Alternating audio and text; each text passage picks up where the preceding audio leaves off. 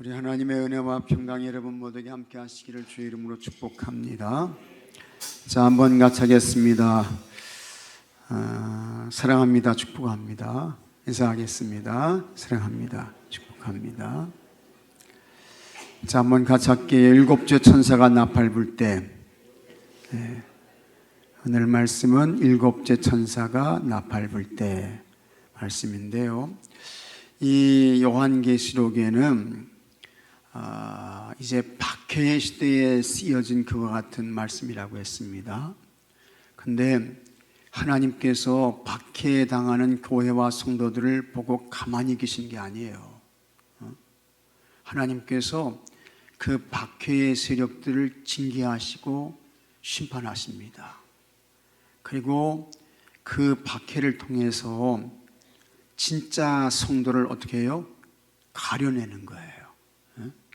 그게 이제 교회와 성도들이 당하는 박해예요. 고난과 고통을 당할 때에 진짜 예수님 믿는 사람, 정말 예수님께 대한 그와 같은 확신을 가진 사람들, 그 사람들은 끝까지 남게 되는 거예요. 그 다음에 이제 겉만 그리스도인 사람들은 그때 다 이제 세상으로 가게 되고 로마에 굴복하게 되고, 그래서 교회와 성도의 입장에서는 이 박해가 걸러지게 되는 거예요. 진짜 순수한 순금신앙의 사람들이 거기에서 이제 가려지게 되는 것이죠. 그게 이제 박해이고, 그렇게 이제 교회와 성도들이 박해를 당할 때에 그러면 하나님은 그냥 바라만 보시고 쳐다만 보시면서 뒷짐지고 계실까? 그게 아니라는 것입니다. 그래서 오늘 이 요한계시록의 말씀을 보게 되면 그와 같은 불의하고 악한 이 박해의 세력에 대해서 하나님께서 한 단계 한 단계 한 단계 그들을 심판하시고 징계하십니다.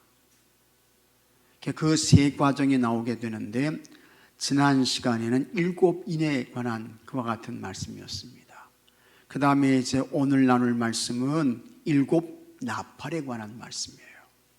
그 다음에 또 하나 하나님의 강력한 그와 같은 심판과 징계가 나오게 되는데, 그게 뭡니까?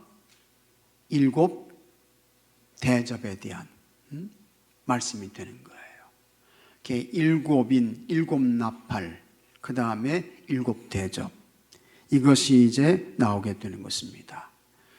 그리고 이것이 세 번 나온다고 하는 것은 이건 아주 확실하고 분명하고 틀림없다, 이제 그걸 말씀하고 있는 것입니다. 그래서 오늘은 이제 이 일곱 나팔 재앙에 대한 그와 같은 말씀의 내용이고, 그 다음에 일곱 나팔 이 재앙이 이제 시작되게 되면, 나팔이 울리게 되면 그 다음에 또다시 이제 금대접의 재앙이 시작되게 되고, 세 번에 걸쳐서 이제 이 하나님의 심판과 징계가 진행되는 것이고, 그렇게 되면 이 교회와 성도들을 박해했던 그와 같은 세력들, 특히 이제 이 요한계시록에서는 그 나라를 뭐라고 표현했습니까? 바벨론이라고 표현했어요. 바벨론. 그 바벨론이 어떻게 됩니까? 무너지게 되는 거예요. 바벨론이 망하게 되는 거예요. 그러면서 이제 교회와 성도들에게 뭐가 오게 됩니까? 승리가 오게 되는 것을 말씀하고 있는 것입니다. 그리고 그렇게 승리를 얻은 자들에게 받게 되는 그와 같은 영광과 축복이 뭡니까? 뭘 받게 되는 거예요? 영원한 하나님 나라, 천국, 그걸 받게 되는 거예요. 성경은 그것을 새하늘과 새 땅, 그렇게 이야기를 하는 것입니다. 그래서 그것이 이제 21장, 22장 이렇게 이제 나오게 되는 것을 보게 되는 것입니다. 오늘은 이제 이 일곱 그 천사 나팔에 대한 그와 같은 말씀의 내용인데, 여기 보게 되면 이제 1절 말씀에 이런 말씀이 나와요. 또 내게 지팡이 같은 갈대를 주며 말하기를 일어나서 하나님의 성전과 제단과 그 안에서 경배하는 자들을 측량하되 이렇게 이제 말씀을 하는데, 성전과 제단과 그 안에 경배하는 자들, 이들을 측량해라. 그 다음에 성전 바깥은 측량하지 말아라 라고 하는 것인데, 이 성전 바깥은 이제 42달 동안 이렇게 이제 짓밟히게 된다, 이렇게 말씀하는데, 이렇게 이제 짓밟힌다 할지라도 성전과 제단, 거기에는 상함이 있어요, 없어요? 없다는 거예요. 외부적인 그와 같은 박해가 오기는 하지만, 그러나 하나님의 성전과 진짜 그 안에서 믿음을 지킨 사람들에게는 해가 오지 않는다는 거예요. 이 말은 쉽게 말하면 교회는 망하지 않는다, 예수님은 사라지지 않는다, 없어지지 않는다, 소멸되지 않는다. 외부적으로 박해는 맞지만 내부적으로 예수님과 교회는 절대로 소멸되거나 없어지지 않는다, 이렇게 말씀하면서 이제 여기 42달 동안, 이것이 1260일인데 여기 이게 이제 얼마가 되는 거 아니? 3년 6개월이 되는 거거든요. 근데 이 3년 6개월은 딱 3년 6개월을 말하는 것이 아닙니다. 박해의 기간은 길지 않다, 곧 지나간다, 반드시 한계가 있다, 끝이 있다, 그걸 이제 말씀을 하고 있는 것입니다. 그러면서 여기 두 증인이 나오게 되는데, 이 두 증인이 이제 하나님의 말씀을 전하고 선포하게 되는 것입니다. 근데 이 사람들이 아주 강력한 권세를 가진 하나님의 두 증인이에요. 그래서 얼마나 이들이 강력한 힘을 가지고 있는가 하니, 만일 누구든지 그들을 해하고자 하면 그들의 입에서 불이 나와가지고 그 원수들을 살아버리게 된다. 그 정도로 힘과 능력과 권세가 있는데, 그런데 이 사람들도 더 강한 세상적인 힘을 가진 로마의 세력에 의해서 이 사람들이 죽임을 당하게 되는 거예요. 자, 그러면 이렇게 죽임을 당하는 모습을 보면서 우리 기독교가 그렇게 무기력하고 저들에게 그냥 짓밟히면서 그대로 끝나야 될까? 그러면서 세상 사람들은 이 두 증인이 지금 죽인 것을 보고, 죽음을 당한 것을 보고, 이 세상 사람들, 로마의 세력에 동조하고 함께 끌려가는 사람들은 어떻게 해요? 두 증인이 죽었다, 저 사람들이 우리를 괴롭혔다라고 하면서 이 사람들은 기뻐하고 즐거워하고 서로 선물을 주고받고 그러는 거예요. 아유, 잘 죽었네. 결국에는 예수 믿으라고, 우리는 황제를 섬겨야 되는데 우리한테 예수 믿으라고 우리를 괴롭게 하고 힘들게 하더니 결국에는 죽었구만. 아유, 잘 죽었네 하면서 서로 선물을 주고받고 기뻐한다는 거예요. 그런데 거기서 여러분 끝이 아니라는 거예요. 그렇게 죽임을 당한 이 사람들에게 뭐가 있게 되는 거예요? 부활이 있게 되는 거예요. 부활. 놀라운 사건이죠. 그래서 여기 10절 말씀 보세요. 이 두 선지자가 땅에 사는 자들을 괴롭게 한 거로, 땅에 사는 자들이 그들의 죽음을 즐거워하고 기뻐하여 서로 예물을 보내리라 하더라. 그 다음에 11절 다 같이 읽겠습니다. 3일 반 후에 하나님께로부터 생기가 그들 속에 들어가며 그들이 발로 일어서니 구경하는 자들이 크게 두려워하더라. 다시 사는 거예요. 이게 뭡니까? 이게 성도의 부활인 것을 믿으시기 바랍니다. 그 다음에 이렇게 부활한 사람들이 어디로 올라가요? 예수님께서 그들을 하늘로 끌어올리시는 거예요. 그래서 12절에 하늘로부터 큰 음성이 있어 이르되 올라오라 함을 그들이 듣고 구름을 타고 하늘로 올라가니 그들의 원수들도 구경하더라. 기가 막힌 그와 같은 일들이 일어나게 되는 것입니다. 이게 뭐예요? 교회와 성도들의 승리를 말씀하고 있는 것입니다. 그러면서 세상 나라가 이제 어떻게 바뀝니까? 하나님이 통치하시고 지배하시는 그와 같은 새 나라로 이제 바뀌어지게 되는 것을 우리가 보게 되는 것입니다. 그래서 여기 이제 15절 말씀 보면 일곱째 천사가 나팔을 불매 하늘에 큰 음성들이 나서 이르되 세상 나라가 우리 주와 그의 그리스도의 나라가 되어 그가 세세토록 왕노릇 하시리로다. 뭐가 승리하는 거예요? 예수님과 교회와 그 예수님을 그리스도 주님으로 믿고 고백하는 성도들이 승리하게 되는 줄로 믿으시기 바랍니다. 그와 같은 승리가 오게 된다는 거예요. 결국에는 정말 엄청난 그와 같은 위대한 승리가 왔죠. 그래서 로마가 기독교를 공인하게 되고, 그 다음에 이제 이 콘스탄틴이 그 수도를 어디로 옮깁니까? 지금의 터키의 이스탄불로 옮기게 되는 거예요. 거기서부터 시작된 나라가 무슨 제국이에요? 동로마 제국이 되는 거예요. 동로마 제국. 그리고 그때부터 동방교회와 서방교회가 나눠지게 되는 그와 같은 일이 일어나게 되는 것을 우리가 보게 되고, 그 이스탄불이 이제 콘스탄틴 그 폴리스 이렇게 이제 바꿔지게 되는 거죠.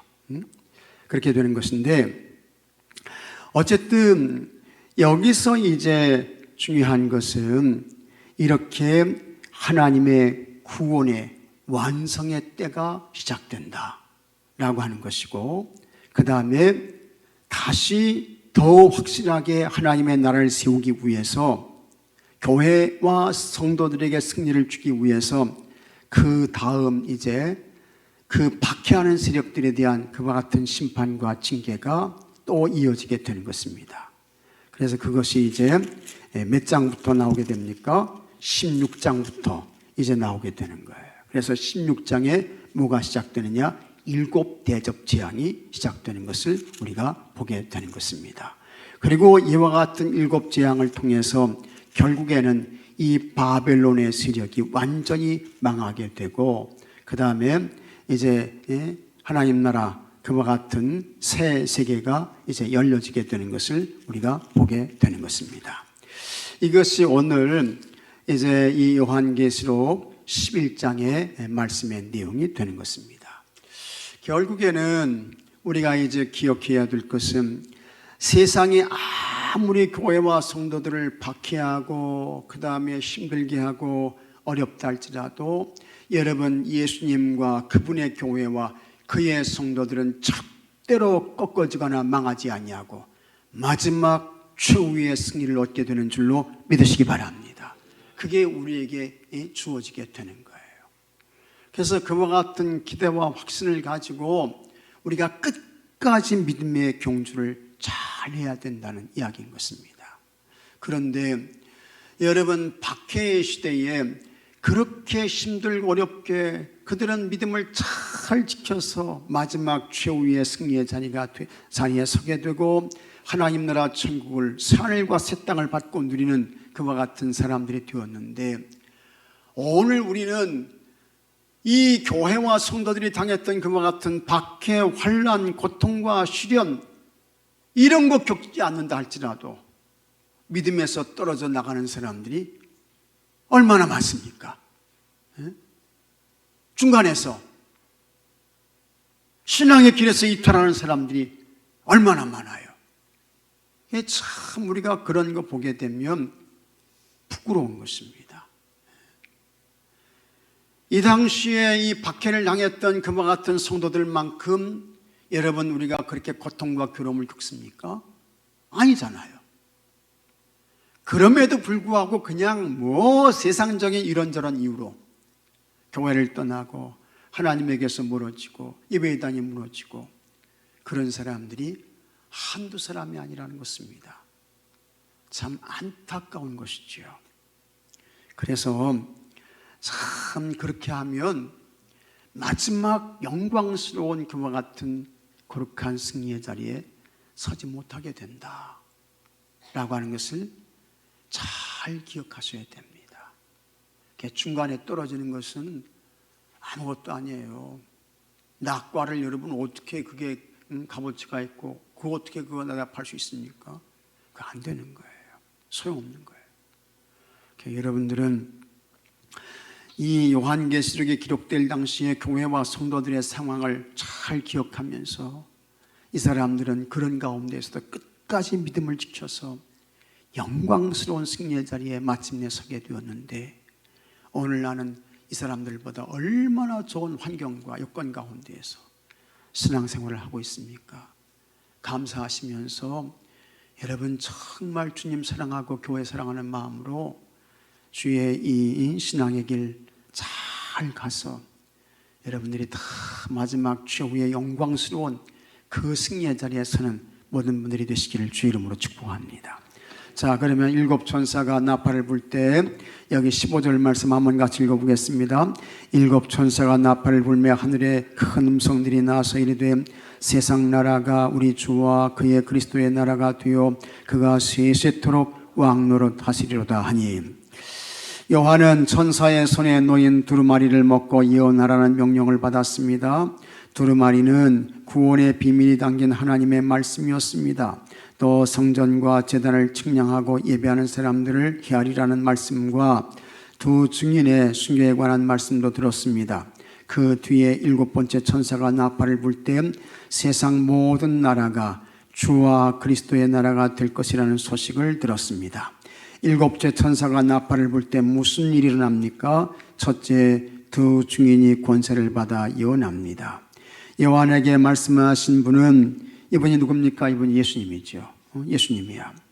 두 증인에게 권세를 주면서 굵은 베옷을 입고 1260일 동안 예언하라고 명령하셨습니다. 이는 42개월로 3년 6개월 동안 교회가 받게 될 고난의 시간을 의미합니다. 이건 길지 않다는 거예요. 교회 박해의 시간은 짧다는 거예요. 그래서 그 기간은 약 300년 정도였죠. 300년 동안 믿음을 지키기 위해서 교회의 성도들이 다 어디로 들어갑니까? 지하로 들어가게 되는 거예요. 땅 속으로 들어가게 되는 거예요. 교회가 환난을 겪는 동안 두 증인은 굵은 베옷을 입고 다가올 재앙과 심판에 대해 예언했습니다. 대단하지 용감한 것입니다. 권세를 받아 증거하던 두 증인은 무저경에서 올라온 짐승에 의해 죽임을 당했습니다. 이거 로마죠. 마귀의 지배를 받고 있는 로마. 두 증인이 죽임당한 세상은 마귀가 마지막으로 활동하는 세상입니다. 비록 두 증인은 순교를 당했지만 주님은 생명의 능력으로 그들을 다시 살리셨습니다. 이게 뭡니까? 성도의 부활이 되는 거예요. 성도의 부활. 성도는 잠시 겪는 괴로움과 두려움 때문에 세상 권세에 굴복해서는 됩니까? 안 됩니까? 안 된다는 거예요. 참으셔야 돼요. 견디셔야 돼요. 인내하셔야 돼요. 기다리셔야 돼요. 그러면 그 박해의 기간은 곧 지나갑니다. 금방 없어져요. 삶과 죽음, 나아가 부활까지 주관하시는 생명의 주인은 오직 주님뿐임을 아시고 우리 주님께서 반드시 주님을 믿고 고백하는 주의 성도들에게 뭘 주셔요? 승리 주시는 줄로 믿으시기 바랍니다. 영광 주시는 줄로 믿으시기 바랍니다. 이김 주시는 줄로 믿으시기 바랍니다. 그때까지 잘 참고 견디고 인내하시고 예수님 바라보시고 주의 길을 잘 가셔야 하는 것입니다. 믿으시면 아멘 하시기 바랍니다. 둘째, 예수님이 왕으로 오십니다. 요한은 하늘에서 들려온 올라오라는 큰 음성을 들었습니다. 부활한 두 증인은 원수들이 지켜보는 가운데 구름을 타고 하늘로 올라갔습니다. 이게 승천인 것입니다. 이게 믿음 지킨 자들에게 주어지는 은혜입니다. 영광이고 축복인 거예요. 일곱 번째 천사가 마지막 나팔을 불 때 하늘에서부터 이제 세상 나라가 우리 주님과 그리스도의 나라가 되어 주님께서 영원히 다스릴 것이라는 큰 음성이 들려왔습니다. 일곱 번째 천사가 나팔을 불면 예수님이 만왕의 왕으로 재림하십니다. 모든 사탄의 권세를 깨뜨리고 주님의 나라를 이루십니다.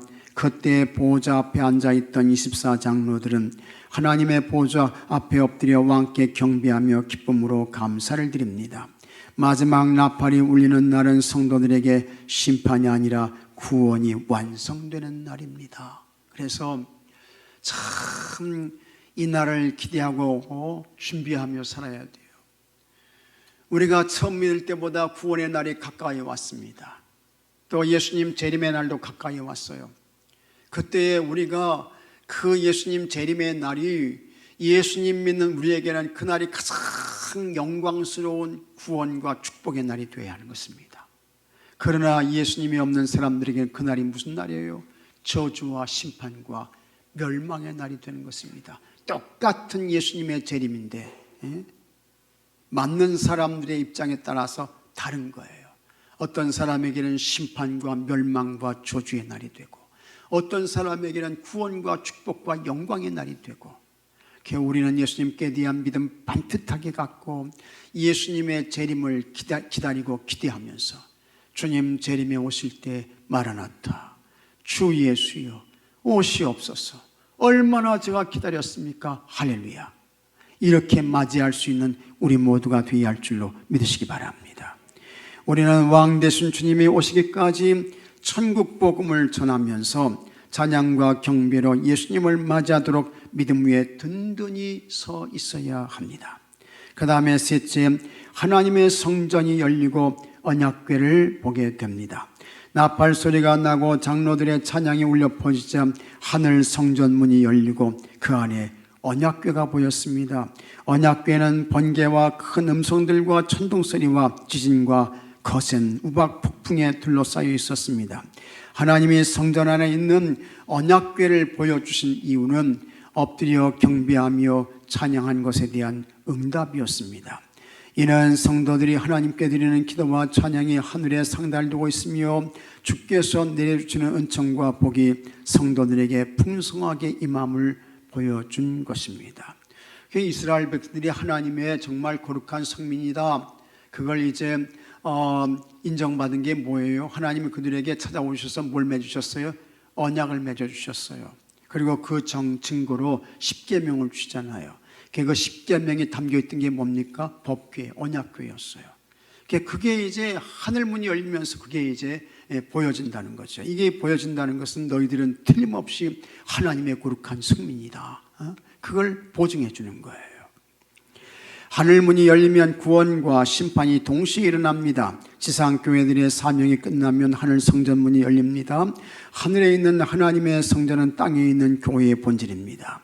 하늘 성전의 문이 열리는 것은 고난받는 성도들에게 큰 위로와 소망이 되는 것입니다. 하늘 성전 문이 열리면서 언약궤가 보여졌다. 이 말은 너희들이 이 땅에서 고난과 고통과 핍박과 어려움을 당하는데 내가 너희들을 버리지 않는다, 그 언약의 확증을 하나님께서 보여주시고 있는 것입니다. 천국은 밭에 감추어진 보화처럼 예수님을 믿고 기다리는 사람들에게 발견되는 비밀이며 은혜입니다. 천국의 문은 이미 열려 있습니다.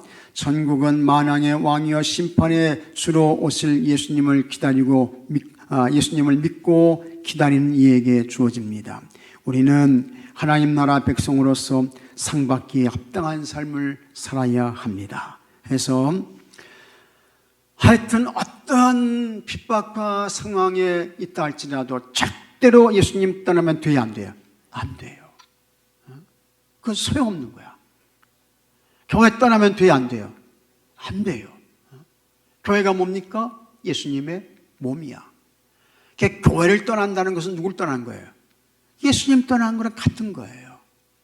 절대로 떠나면 안 되고 마지막까지 이 교회 안에 남아서 여러분 믿음을 지키셔야 돼요. 주의 길을 가셔야 돼요. 주님 편에 서셔야 돼요.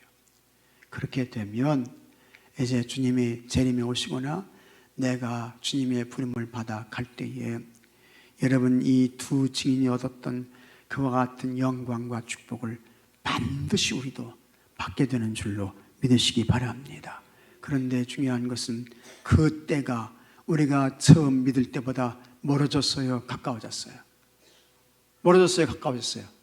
가까워졌어요. 그러니까 더 항상 깨어있고 영적으로 긴장하시고 또 준비하시고 그렇게 해서 그날에 다 영광에 참여하시는 여러분 모두가 되시기를 축복합니다.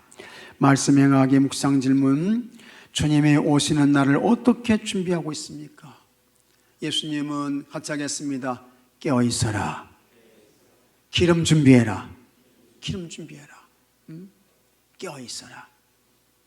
기름 준비해라. 그 다음에 뭘 입어야 돼요?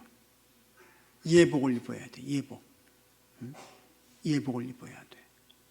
그 예복 입는다는 것은 다른 거 아니에요. 예수님으로 옷 입는 거야. 예수님으로 옷 입는다. 그것은 겉과 속이 그냥 예수님으로 채워지는 거예요. 그건 예수님으로 가득해지는 거예요. 이것이 주님 오실 날을 준비하는 거예요. 그 다음에 예수님을 나의 왕이라고 고백한 적은 언제입니까? 여러분 각자가 한번 잘 생각해 보세요. 그런데 예수님을 그리스도 주님으로 믿고 고백하는 그 순간부터 예수님이 뭐가 되는 거예요? 그때부터 내 인생에 예수님이 뭐가 되는 거예요? 주인 되는 거예요. 주인. 왕 되시는 거야. 그래서 예수님을 그리스도 주님으로 믿는다는 것은 뭡니까? 같이 하겠습니다. 주인이 바뀌는 것이다. 주인 바뀌는 거예요. 예수님을 그리스도 주님으로 믿기 전에는 누가 주인이었어요? 누가 주인이에요? 왜 대답을 안 하셔요?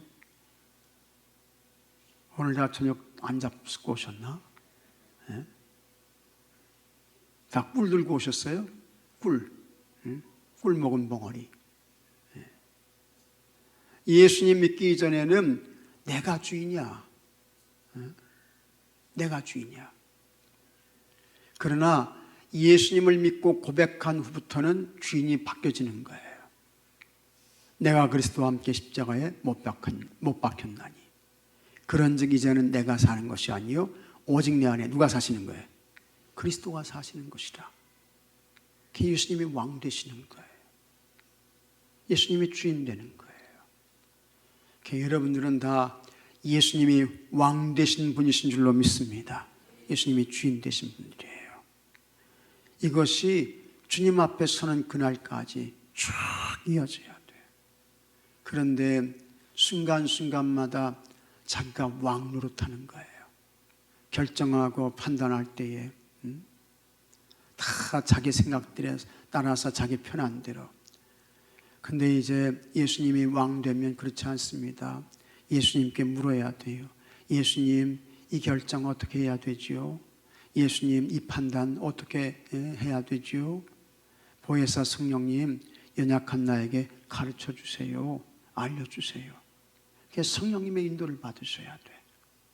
그리고 예수님이 원하시는 대로, 예수님이 바라시는 대로 결정하고 가는 거예요. 그 사람이 누구의 사람이에요? 예수님의 사람이죠. 천국문이 열릴 때 함께 가길 원하는 사람은 누구입니까?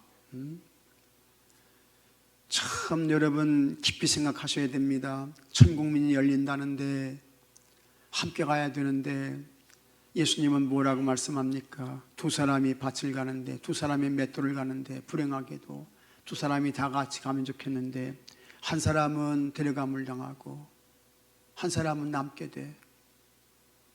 그 함께 같이 가면 좋은데 그러면 남게 되는 사람이 누구일까?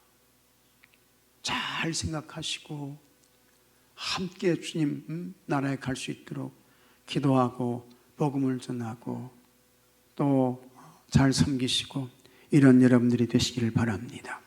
삶에 적용하기 예수님을 나의 왕으로 고백하고 예수님이 왜 내 삶의 왕이 되시는지 이웃에게 전해 봅시다. 자, 오늘 항복 일석이석 나오세요.